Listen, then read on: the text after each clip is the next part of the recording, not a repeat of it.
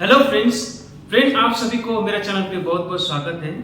तो फ्रेंड, आज हम लोग बात करेंगे फीवर में शरीर का तापमान कैसे नापना है, उसका सही ढंग से आपको कैसे तापमान को नापना है उसके बारे में बात करेंगे।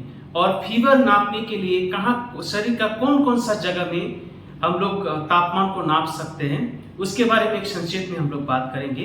और साथ में फीवर से या फिर बुखार से जुड़ा कुछ महत्वपूर्ण और बुनियादी जानकारी आज मैं इस वीडियो के द्वारा आपसे साझा करने जा रहा हूं। और फ्रेंड, हमेशा की तरह मैं आपसे रिक्वेस्ट करता हूं, कृपया चैनल को जरूर सब्सक्राइब करें और बेल आइकन को जरूर दबाइए।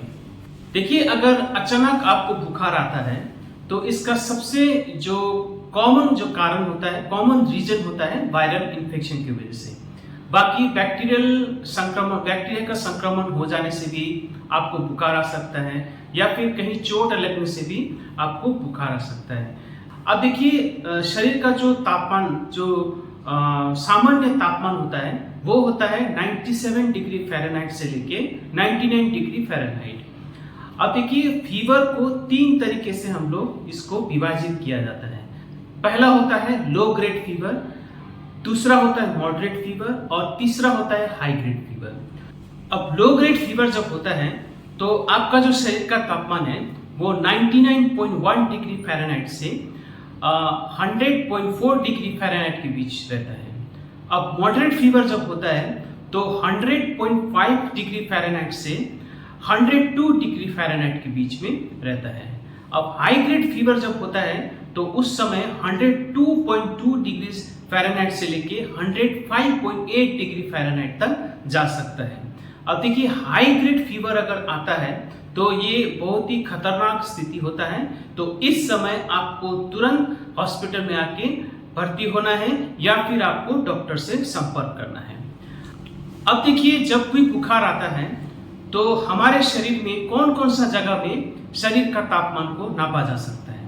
इसमें सबसे पहले आता है रेक्टल टेम्परेचर, क्योंकि रेक्टल टेम्परेचर होता है वो सबसे सटीक तापमान बताता है जब भी आपको फीवर आता है। तो उसके बाद आता है टिम्पैनिक मेम्ब्रेन, यानी कि जो कान का जो पर्दा होता है इसके अंदर जो होता है वहां पे भी अगर हम लोग तापमान नापते हैं तो ये भी काफी हद तक सटीक शरीर का तापमान ये बताता है। उसके बाद फिर ओरल टेम्परेचर, उसके बाद फिर एक्सिलर, यानी कि इसको हम लोग आर्मपीट बोलते हैं। और ज्यादातर लोग यहीं पे बुखार आते समय तापमान को नापते हैं, लेकिन ये जो मेथड होता है वो सबसे लीस्ट एक्यूरेट मेथड में से इसको गिना जाता है।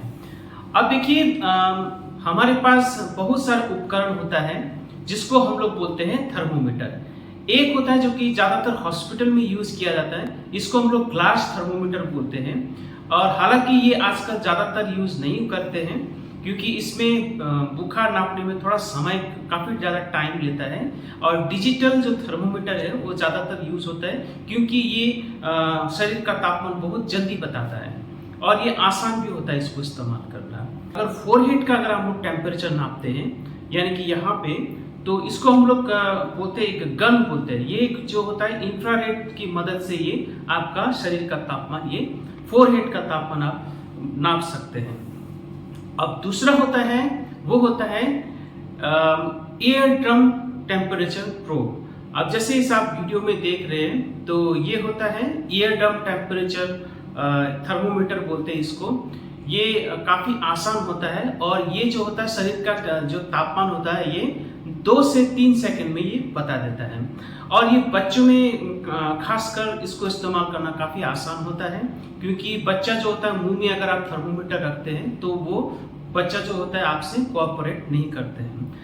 अब देखिए, ओरल टेम्परेचर आपको नापना है तो इस स्थिति में आपको ये जो होता है, जैसे आप इस वीडियो में देख पा रहे हैं, तो जीभ के ऊपर, जीभ को आपको ऊपर करना है और ऊपर करने के बाद फिर जो जीभ का निचले जगह होता है वहां पे आपको ये थर्मोमीटर का प्रोब आपको रखना है।